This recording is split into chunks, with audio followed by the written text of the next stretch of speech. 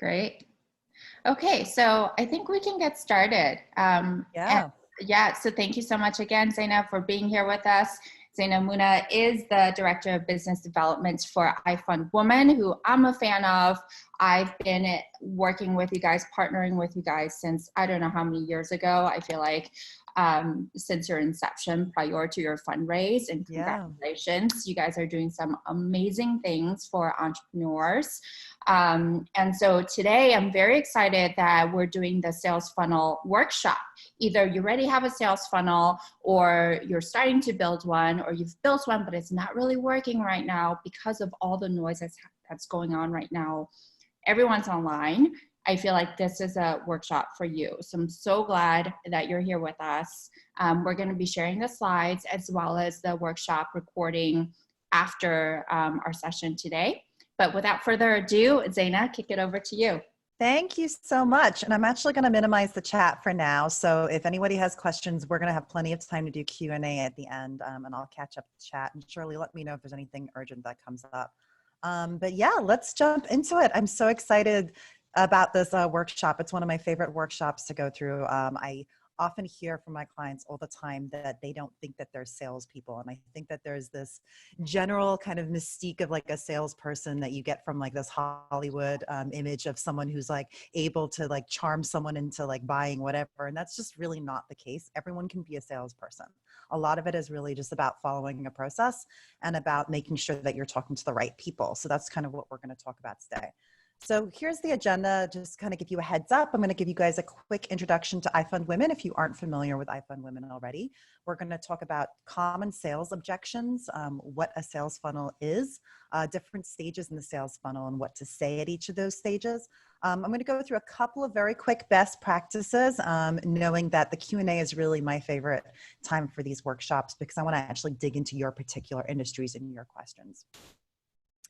So for those who are new to IFundWomen is a startup funding platform providing access to both capital through both crowdfunding and grants.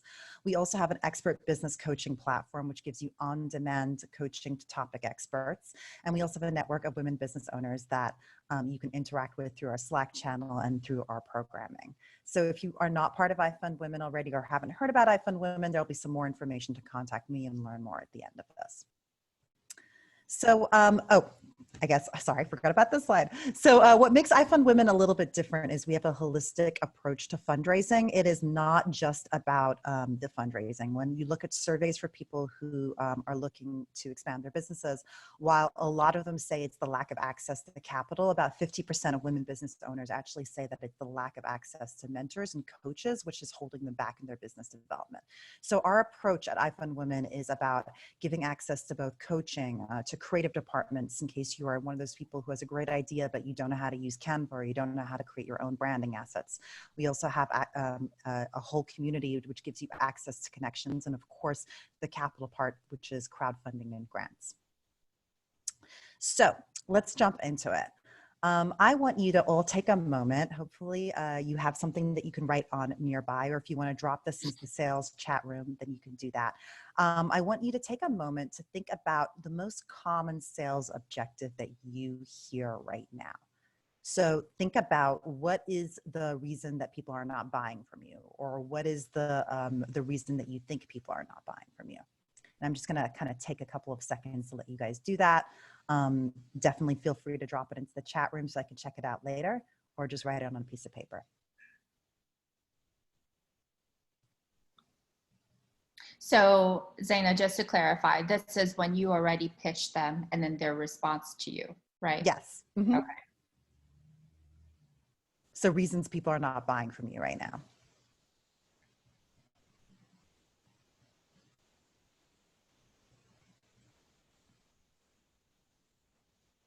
Okay. And I'll let you guys think some more about it, because if you don't have an answer right away, you might find throughout this presentation something comes to you. So I want to go through actually a couple of typical sales objections. I work with a lot of clients over at IFundWomen, and these are the reasons that they're booking calls with me. These are normally the things that they say. They say that my customer says that their price is too high, or that they can't afford it right now. Price objections is one of the largest number of objections that I hear that people are always trying to overcome. or they hear from people saying, oh, I don't know if I want to buy your product or service. It's going to be too much work. I'm going to be too busy for this. There's also people postponing the decision. I'll buy it later. I don't really need it right now. I'll do this another time. If these are typical sales objections that you're familiar with, it may just be that you have not set up an efficient sales funnel to overcome those objections. So this is where a sales funnel comes in. A sales funnel is essentially a process that you send your prospects through in order to qualify them so that you're focusing on the best prospects, the ones that are worth most of your time and energy. All those people that are telling you that they couldn't afford your product or that they don't have time for that, there's probably a chance that they're the wrong customer. And it's not that your product is too expensive or that your product is too complicated. It's just that you're talking to the wrong person. So it's really important to think about who you're talking to along the journey. And a sales funnel can really essentially help you sell more. It's going to help you reduce those price objections. It's going to help you increase the perceived value of your product or service. It's also, if done properly, going to actually demonstrate how to use your product and service so your customer right away sees the benefits. People aren't confused what your product or service can be used for. And it really allows you to spend more time with the right prospects. And I think this is probably the most important thing. When I talk to a lot of people, I see them giving away freebies left, right, and center. And really, if you're going to be giving away your time, or if you're going to be spending a lot of time closing someone, you should really be talking to someone who's really, really interested in your product or service, not somebody who is just kind of going along with a call for fun. So this is what a typical sales funnel typically looks like. It starts over here on the left with your unqualified lead. And that's someone who's essentially your ideal customer. You know that they're your ideal customer, but they have basically no awareness or maybe only some awareness of your company. Once you've met that person and started talking to them, you want to move them over to become a qualified lead. So that you want them to suddenly become someone who has shown interest in learning more about your product or service. They're your ideal customer, but they've actually told you that they're interested in learning more. And that's what makes them a qualified lead. From there, you want to turn them into a prospect. You want them to be someone who likes what you do, but they might need a demo, they might need a price deal, or they might really need a compelling reason to take action. And this is really when you want to create a force function or a aha moment for them to say, okay, I'm signing on to this. And then I want to point out here that once someone has moved on from being your prospect to your customer, they're still part of your sales funnel.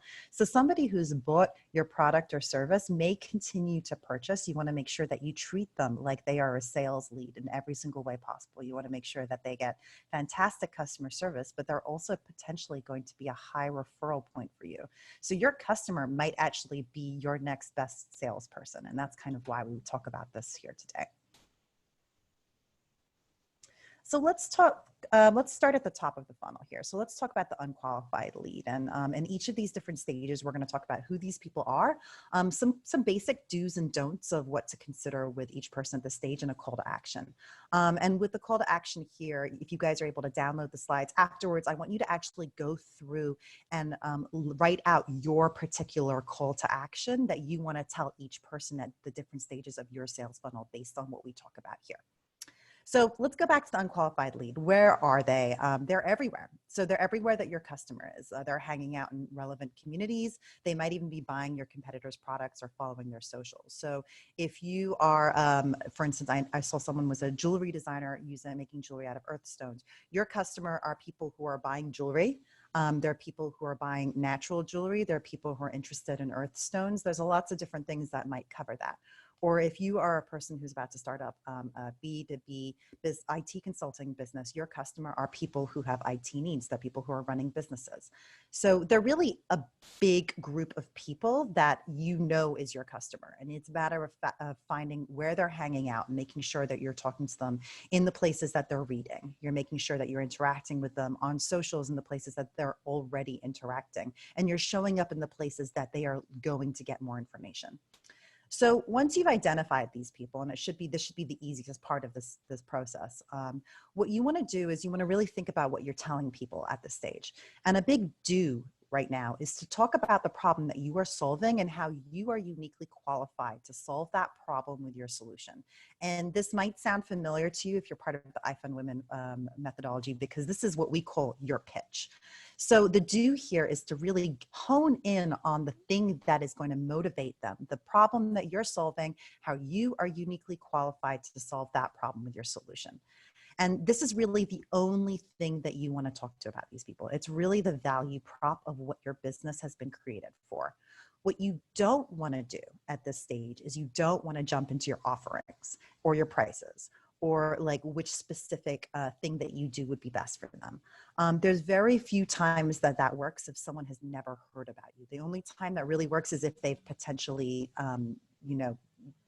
Googled you before and you didn't know, and that just happened to work.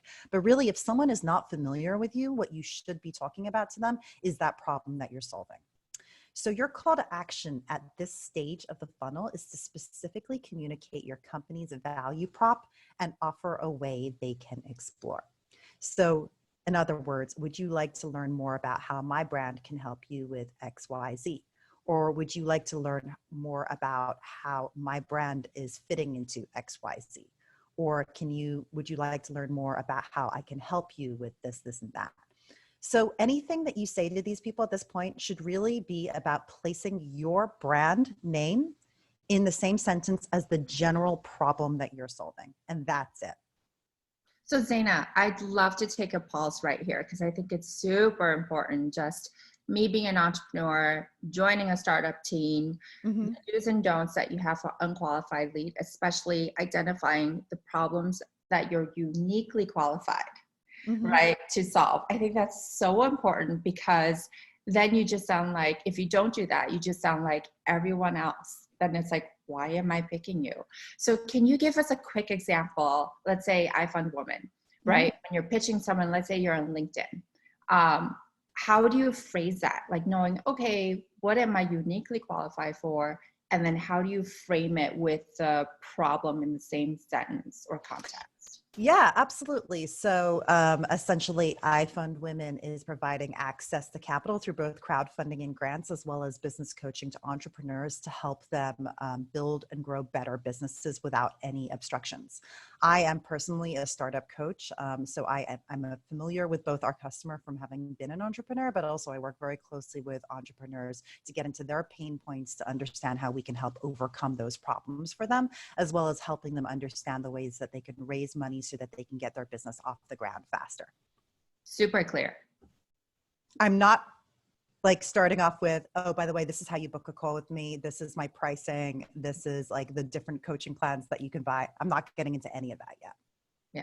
Thank you. And so essentially the example for the call to action is, are you interested in learning more about how to raise capital, or are you interested in learning more about business coaching that may be able to help you raise up your business to the next level? That's the call to action.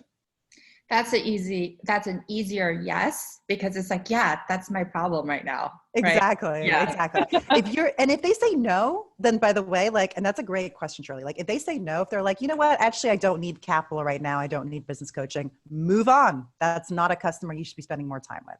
If at the basic level, they're not interested in the problem that you're solving, it's not that the problem that you're solving is a bad problem. It's just that that person is not ready to tackle that right now, or they're not your proper customer.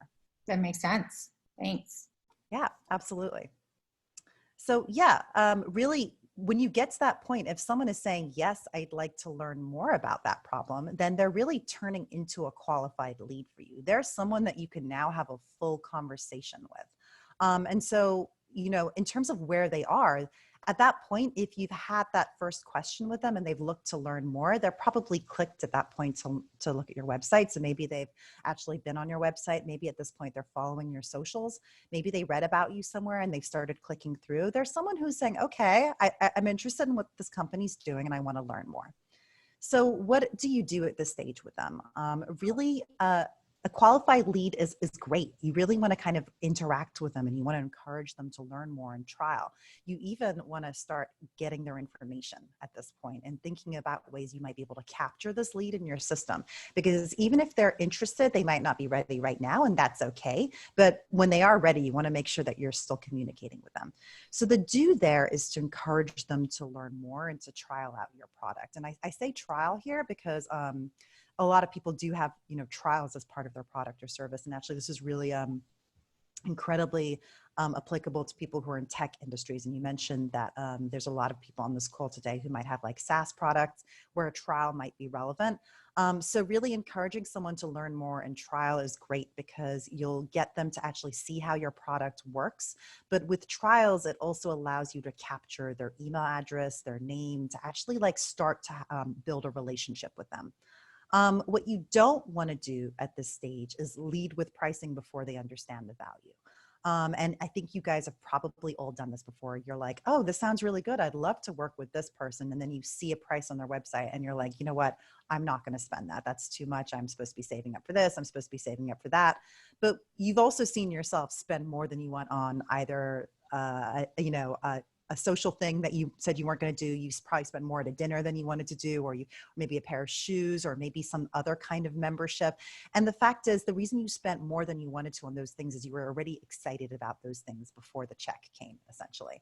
And so with this stage, you really want to encourage people to get excited about what you're doing. You want them to actually understand the benefits of your product or service and be able to start understanding what their results might look like before you lead with pricing, if possible. So the call to action at this stage is really all about testimonials. It's about demonstrating results. And this is particularly important for people in the service industries. If you have a product, like if you're manufacturing a product or if you're in something like fashion, it might be showing pictures of what your product looks like on someone, really giving the customer an ability to understand what their life will look like once they have adopted your product or service. So, your call to action at the stage is essentially like, after you start using my product, you will see an improvement in XYZ, or our customers say that they have experienced this increase in here or this, that, or, my friends, our customers say that their friends keep asking them where to buy that necklace from. So really the call to action is to give people this image of what their world is going to look like and how it's going to be improved by having bought your product and service. Any questions so far that I might have missed before we move on to the prospect stage? Anything, Shirley, that you want to kind of add here? Yeah, so that you actually sort of talked about it. So I was going to ask, offer trial, but what if I'm selling, a physical item? I'm not going to send them my item for trial. Yeah. So you said to offer imagery to see what it would look like. Right. Can you go more into what are some other things I can offer, and then how I actually do it tactically?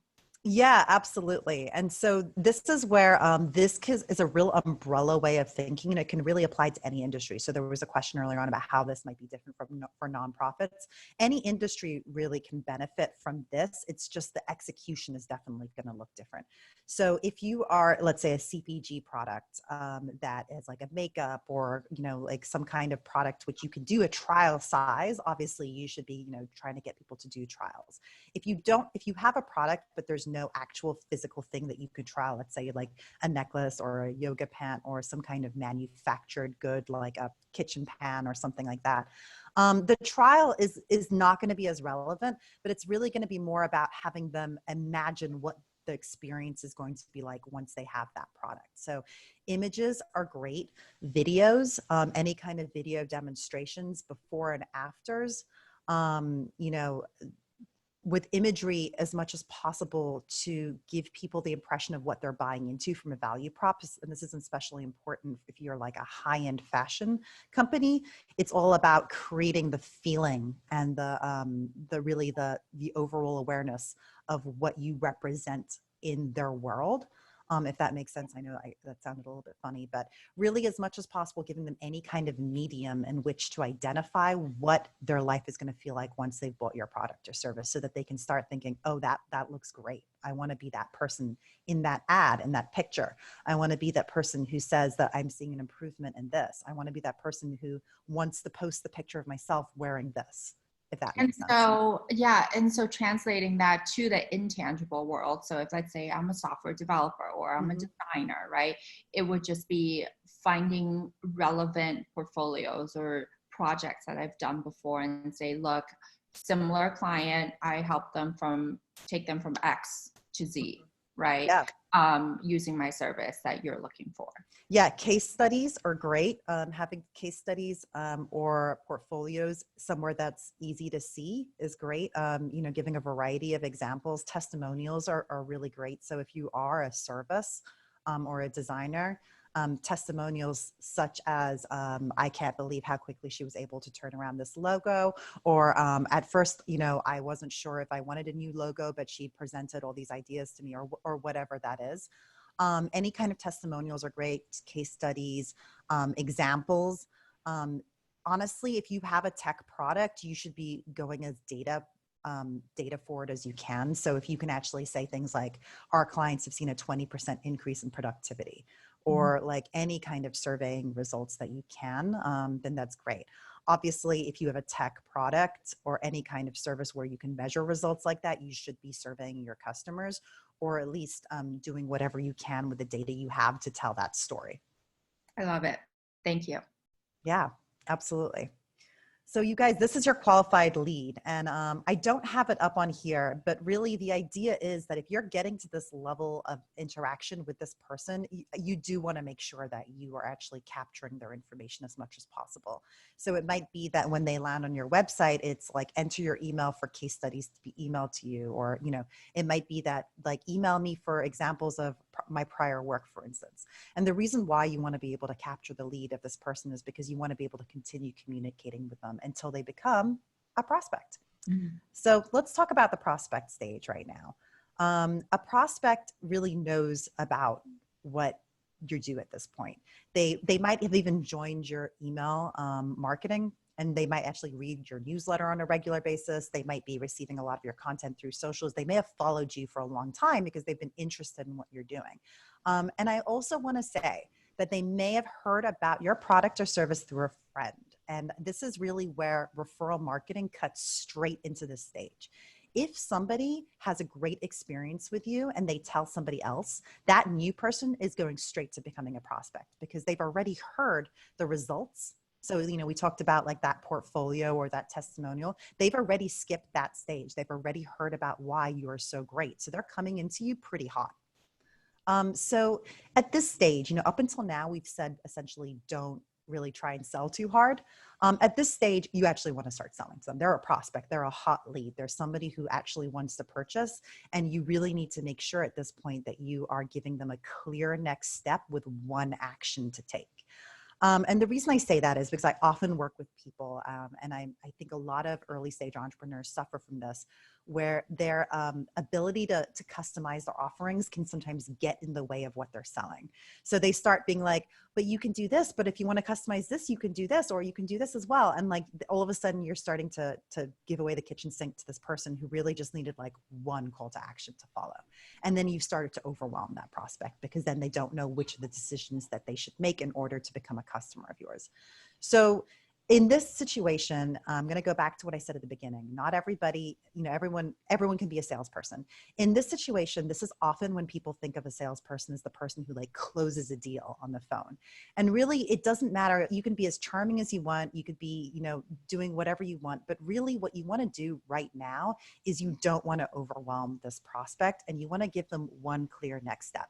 People really like being told what to do, and they like being given a recommendation and leaning into you as an expert.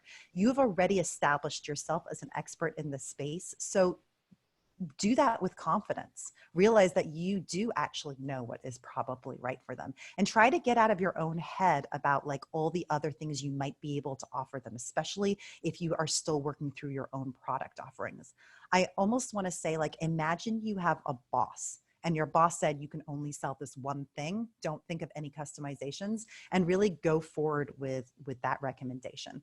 So giving them a clear next step. And if they come back to you and say, I like this, but XYZ, that's when you start to build in customizations. So really the do's and don'ts, the one clear actionable step, don't try and sell them the kitchen sink. So your call to action here, what does this look like? It's really affirming that this is the solution for them. You may need to show them how to use it. A demo here again is, really used in the space of like a service or a trial or anything which might be like a SaaS tech solution. This is the call to action when you start to talk about product features. So for X amount of dollars, you get XYZ. You really start to actually break down what they're going to be getting by signing up with you into pricing and features. If you have well-known competitors in the space, that's when you start really kind of comparing yourself to the competitors, because you know that they want to take this action and you want to make sure that they take this action with you at this stage. That's awesome. So you would say someone who was referred, jump them directly to prospects. Would you treat them any differently than someone that you have nurtured through your funnel? So for example, because they're referred by a friend, would you offer them something in addition as a value add, or would you make them feel special in any way? Or do you treat them the same as anyone else? I would consider that they're probably a hotter lead and they're more likely to take action than probably someone who's just been following your social media. Whether or not you sweeten the deal with something, I think that's going to depend a little bit on the industry. I mean, you could say that like it's not them who gets the sweetened deal, but it's the person who referred them who gets the sweetened deal. But either way, I would use what seems appropriate depending on the service that you have. So for instance, if you are a business coach or a life coach or like a mindset coach and someone's referring it, I would sweeten the deal on both ends. You want people to walk away with a really great feeling that they feel very supported by their coach and that they're part of a family. If you're doing a tech solution or a tech product, maybe what it is you can give them a free trial that's longer than the average free trial because they've been referred in. I would think about what makes sense. Maybe there's a friends and family discount that applies if you're a merchandise product, for instance. What makes sense for your business, but really it's about creating a force function for them to take action. So it's really like whatever that force function is to make them take action, that is what I would do. And it doesn't always have to come with a discount. What I'll say is like, value can be created by either reducing the price of something, but it can also be created by giving something extra.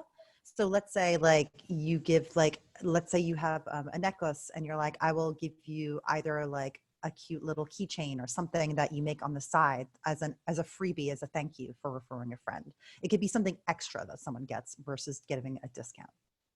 Great, thank you. Awesome.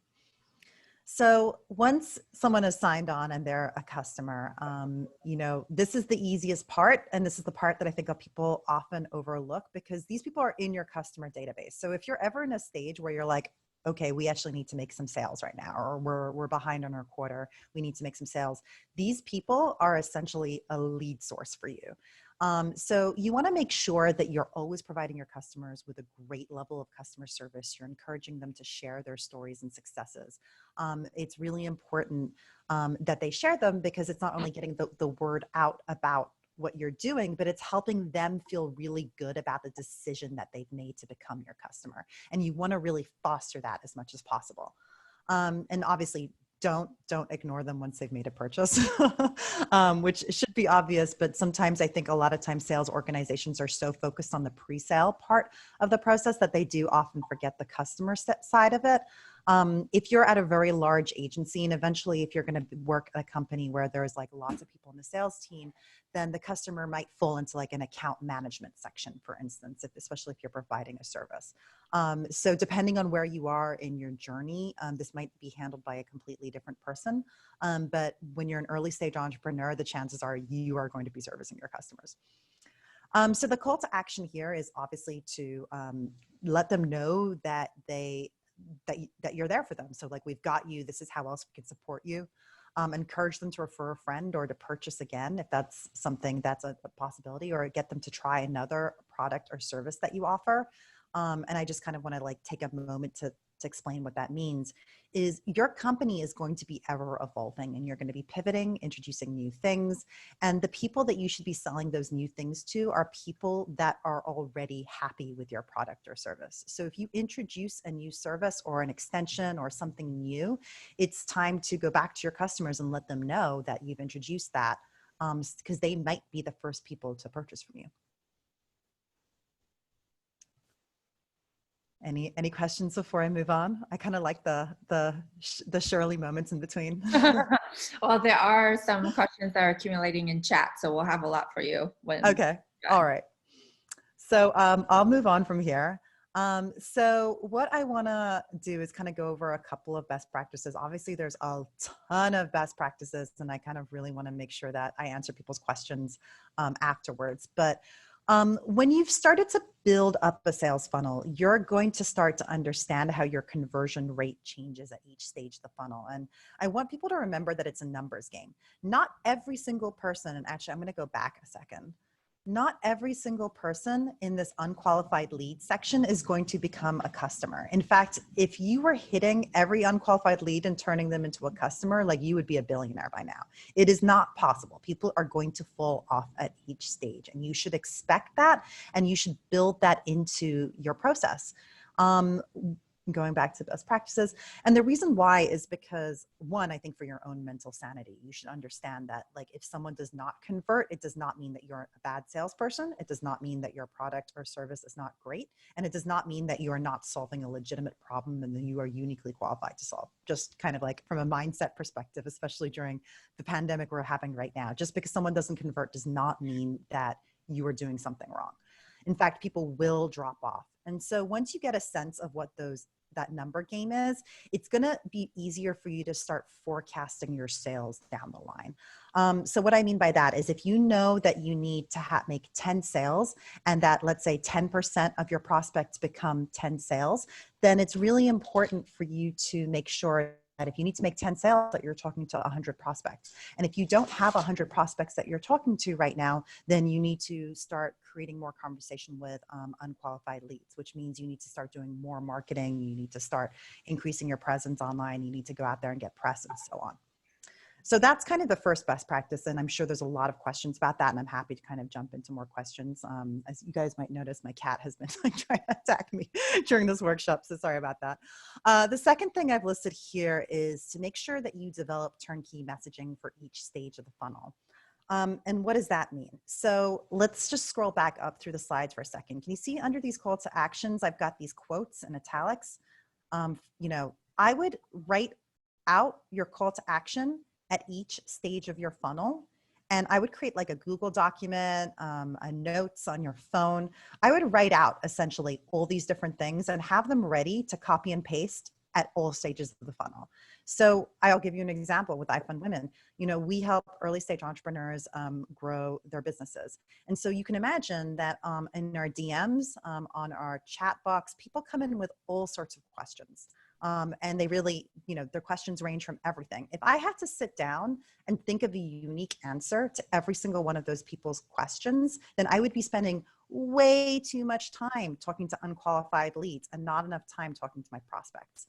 So when someone comes on board and quickly asks a question, or they want to know more, you want to be able to start actually funneling them through with some pretty standard language that you have, so that they can quickly understand what it is. And you're not recreating your language at every single stage and wasting your time on people who are just literally looking for more information. And the last best practice I have here is, you want to remember that you will need 3 to 5 touches, possibly even more, like think 7 touches on average to convert someone. And so, again, kind of going back to what I said about the mindset, is it's going to be really important that you continue talking to people and checking in on people. I can't even tell you the number of people that I will feel a little weird reaching out to and checking in on, because I haven't heard them for the 3rd or 4th time. And it's the 5th time that they're like, oh, thank you so much for checking in on me. I meant to do this. Life got in the way. I mean, there's a lot of life that's getting in the way of a lot of people right now. But, you know, life got in the way. My kid took the phone out of my hand. I actually got a phone call halfway through checking out. I did this, I did that. People need reminders. And I would make sure that your reminders aren't pestering them and giving them an opportunity to remove themselves from the conversation if they're no longer interested, but do continue to have conversations with people. And this is where an effective CRM, or at least a way to capture your leads, is going to be really important, so you remember who you're having those conversations with. So I want to dig into questions now.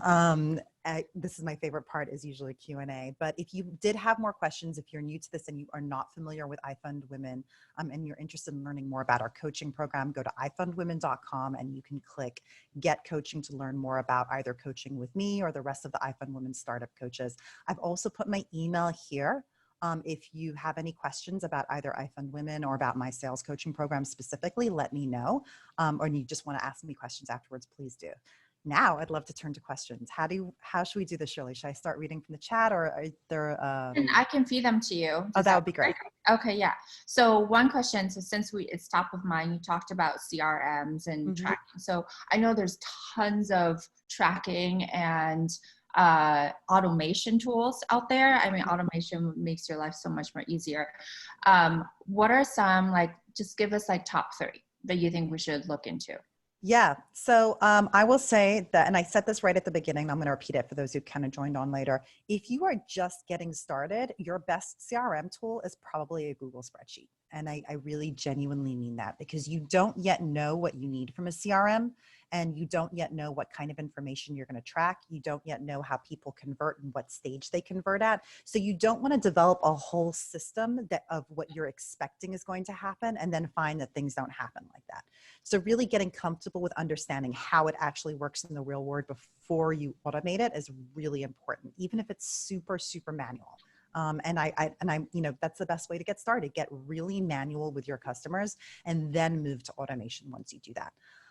Going the next level up, I think that if you are at the point where you're ready to get email marketing going, I would definitely recommend MailChimp or any of those other tools. I don't have any affiliations with other tools. They all have different pros and cons. A lot of them have free versions or trial versions. Really what you want to do is you just want something that can help you track from an email marketing perspective how many opens you're getting and how many clicks you're getting on what. Ideally, something that allows you to tag your customers differently. So you may even be able to have the ability to tag people from a qualified lead to a prospect to a customer, so that you can potentially send different messaging to them based on the stage of the funnel they're at. So, you know, using that example of if they're just learning about you, then remembering to tell them about the value prop. The call to action might be, read this article we wrote about this topic. The call to action for a prospect might be like, buy now. And the call to action for a customer might be like, refer a friend or tell us what you think, or whatever that is. And the rest of the email can literally look the same. It's just the call to action that's slightly different. Is there a question about that before I can move on? I thought I heard something. Nope. And then in terms of CRMs, there's lots of CRMs out there. CRMs are fantastic when you can get them working, and they can take a lot of time to set up, and they can be very expensive. So if you're at a very large company at this point, something like a Salesforce or even a customized Salesforce might be really great for you. But if you're just getting started, Salesforce might be a little bit too overwhelming for the size that you're at. And you might find that you're spending more time uploading the information than actually being able to analyze and use it effectively. What I will say is that a CRM is only as good as the information that you put into it. So really understanding what you need to get out of it and really focusing on just those things and not getting too distracted by all the kind of features of your CRM is really the best way to go. So what I mean by that is, if you're using your CRM to literally see how many people have emailed your customer on your team, then an email tracking is the only function you're really looking for, then don't get distracted by the fact that they have like appointments setting up and other stuff. Like really just focus in on the things that you know that will help you get your actual business going along and help you close your clients. Try not to get too distracted by add-ons until you know you absolutely need them. Awesome. Thank you so much. So lots of questions coming in. I'm Okay. going to keep reading stuff a little bit. A few were about touch points and just following up with prospects or your customers or before their customers. Yep. A is when do you know that you're reaching out too frequently or too much? 2 is, do you have a recommended cadence for anywhere in the funnel for reaching out? Yeah. So I would reach out at least 3 times if you can. And, in terms of like, when do you think you're reaching out too much? They will let you know. But also, as much as possible, I would set up the conversation so that there's an expectation that you will be continuing to reach out to them until you've heard back from them. Anyone who's worked with me at IFundWomen, I will tell people if I'm talking on the phone with someone, a prospect, and they're interested in something, I will let them know. I'm going to be following up with you next week if I haven't heard back from you, because I know life can get in the way. If you have any questions, let me know. When I follow up with them, I say, like, as I said, I'm going to be I'm following up with you as I promised I would. And there's a huge difference in that, because then it doesn't feel spammy, but also like you've kind of told them what to expect. It's not just like completely getting in their way and asking them to communicate with you when they're not interested in it. In terms of like the cadence for when and how to follow up with people in the sales funnel, let's go back a couple of slides here. So with your unqualified lead, your call to action is getting people to follow your socials. Once they're in your socials, your call to action is to get them to click on your website. Once they're on your website, the call to action is to get them to join your mailing list. And once they're in their mailing list, you're communicating with them, hopefully at least once or twice a month, if not once a week, about the things that you're doing, about the industry or whatever it is that you want to be talking about. And from there, you can put more call to actions and all of those to either do the demo or book a consultation or whatever that is. So think about the number of times that you need to talk to people and just really try and spread them out as much as possible over those different stages, so that you're not going to someone with the same call to action multiple times. If you have given someone the same call to action 2 or 3 times and they haven't, that's probably when you need to move on. Okay, awesome. Thank you so much. Someone's asking a really timely question. So how do we be, so everyone's being cautious about spending right now. What's the best way to begin a sales pitch while talking in consideration with the conditions today and not be insensitive? Such a good question. And actually, I'm doing an Instagram live. I think it's on Friday. Friday's tomorrow. I think I'm doing an Instagram live tomorrow on some of this stuff on IFundWomen.com. So make sure that you're following our socials as well. So, okay, a couple of things. Right now, where you should be focusing your time is in this unqualified leads and qualified leads section. Your job right now is to be acquiring as many unqualified leads as you can and to capture the information of the people. If you have gone through COVID without capturing new leads information, then you have done yourself a huge disservice and you've missed a huge opportunity to capture people while they're online and doing research. So that's the number one. Right now, during COVID, your biggest task is to capture as many unqualified and qualified leads as possible. The second thing, in terms of actually communicating with them, I wouldn't, oh, actually, you know what? I'm going to go back. The second thing, number one was capture as many of those unqualified leads. And the reason I'm saying that is because this moment that we're living in is not actually going to last forever. I know it feels like it's going to last forever right now, but it's not going to last forever. We're already seeing spending patterns shift in US and consumer behavior. So if you guys are familiar with Maslow's hierarchy of needs, and I should have put this in the slide actually, but in Maslow's hierarchy of needs, it's really kind of addressing the order in which people are going to be interested in purchasing at. So at the bottom of the triangle is everything to do with like physical and safety. And so, the idea is people were only purchasing food, toilet paper, like things to keep them safe. And then at the top of the triangle was things related to self-esteem and aspiration, stuff like that.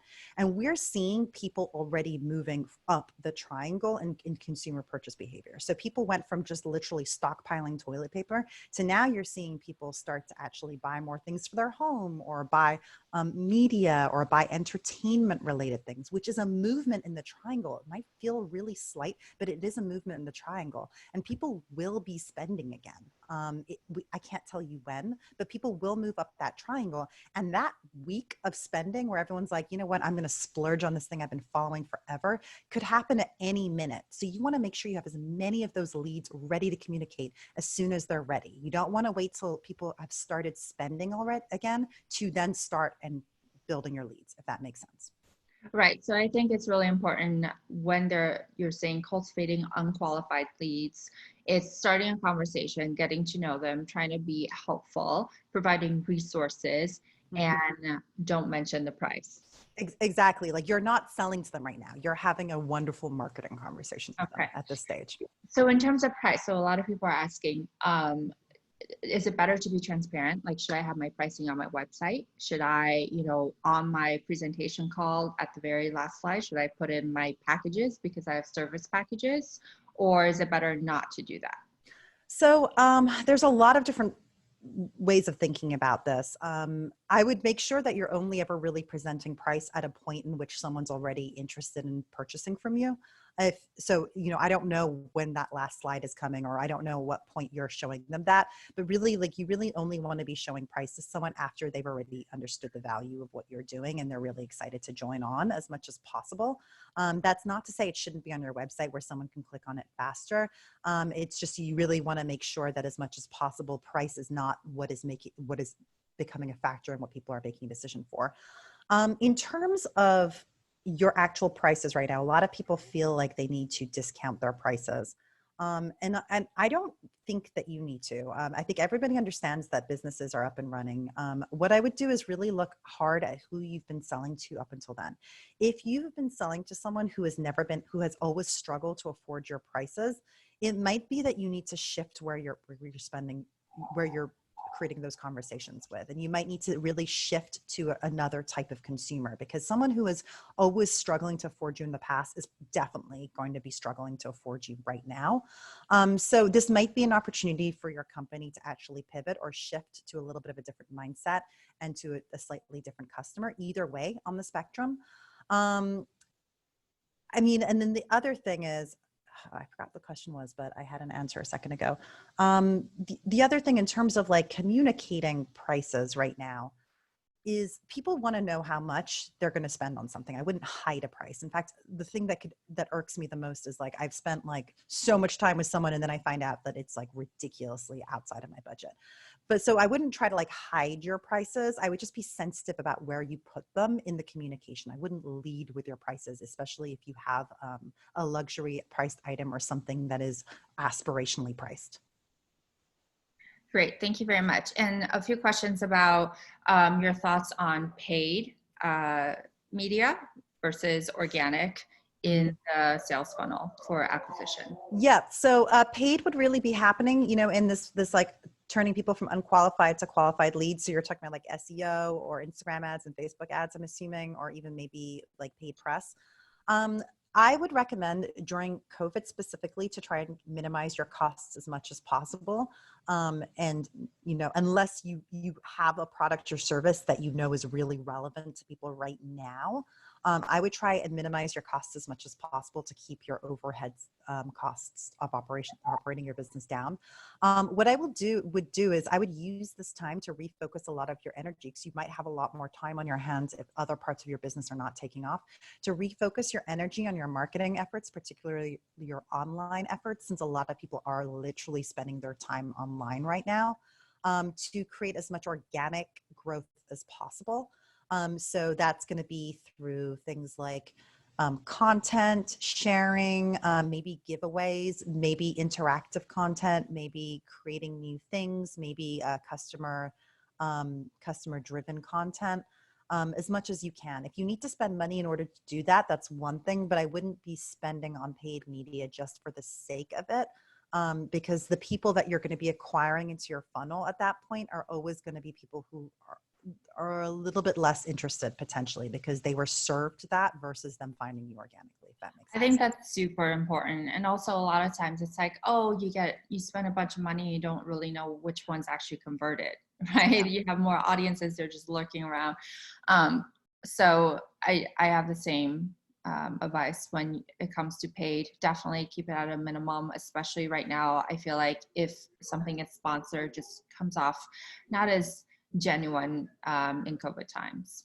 Yeah, and I think like, you know, if the idea right now is to really get as many leads as possible for when people are ready to spend, you actually want those people to organically be really excited about what you're doing. You don't want them to be a click acquired person, because then they're just not going to spend when it comes time to spend, because they weren't looking for you in the same way if they just clicked on you because they were served an ad. Okay, great. And last question, we're going to wrap up. What are some things that we can do right now, knowing that people's budgets are tighter, but we still want to secure perhaps future sales? You know, I saw something about reschedule, don't cancel, right? A photographer that I used to work with, she's doing pre-bookings for a fall, you know, at a certain discount, right? Mm-hmm. What are some other things that businesses can think about doing now to sort of pave the way for several months? Yeah. So I've talked a lot about like capturing leads. So what I'm going to do is actually start talking a little bit more about like possibly ways that you can pivot your company or consider like new products or services. I would use this opportunity to definitely try something you haven't tried before. You know, worst case, no one buys it, or worst case, you take it off the menu, so to say. But I would think about different ways that you can interact with people, possibly even any kind of digital services that you can offer. And I know that's not possible for everybody, but there's really lots of ways to get creative. I've spoken to people who are, I mean, I've literally even spoken to a plumber who is now doing like online tutorials and like helping people through stuff from houses. I've spoken to like hairdressers, chefs, all people who have very physical jobs that they have services which they have to have their hands on to do, which is why I use those example. And even they're looking for ways that they might be able to monetize. If they are not able to monetize right now, they're doing exactly that lead generation, and they're really like looking at ways to potentially create partnerships. And I actually feel like this is a good time to talk about partnerships. So if you have a company and you are, you know, not able to sell something right now, this is a good time to also start talking to people with like-minded customers and figuring out ways that you can do joint digital programming so that you can start to, you know, get each other's customers into each of your funnels right now. And this is a great time to do all of that, even if you're not able to charge for it. In terms of what you can do, you can always pre-sell for next year at a discount. You can always, you know, sell gift cards. You can always lock in things. You can, you know, get people to pre-buy. Actually, one of my clients is, she is a wine producer. I wouldn't say wine producer. She's like a wine box subscription. She has a wine box subscription, and she's unable to ship any merchandise until the summer. So what she's doing is she's actually pre-selling boxes for the summer, but in the meantime, she's starting a 6-week course on how to actually enjoy your wines at home. It's like a tasting course. So it's an education. So you buy the box for the summer, and in the meantime, you get an education on how to enjoy your wines at home. And I think that's a really smart way of essentially getting that revenue up front and giving people a reason to start purchasing now so that they can, you know that there's a reason to do that now versus like, I'll just wait till the summer to buy the box, if that makes sense. Great. Thank you so much, Zeina. Well, you got a lot of praises in the chat. Thank you for your wonderful presentation. I think this is really insightful for everyone. Again, we'll have this available for download and viewing on our website. I'll send this out to everyone who had registered today. And if people have questions or just want to get in touch with you, obviously go to IFundWomen.com, wonderful resource. And Zeina's email is zeina@IFundWomen.com. Anything else? Any closing words, Zeina? No, thank you so much for having me. I really enjoyed this conversation. I really enjoyed your questions. Hopefully, if you're not familiar with IFundWomen, definitely email me. Would love to hear from you after this presentation. Thank you, everyone. See you next time. Have a great day. Bye.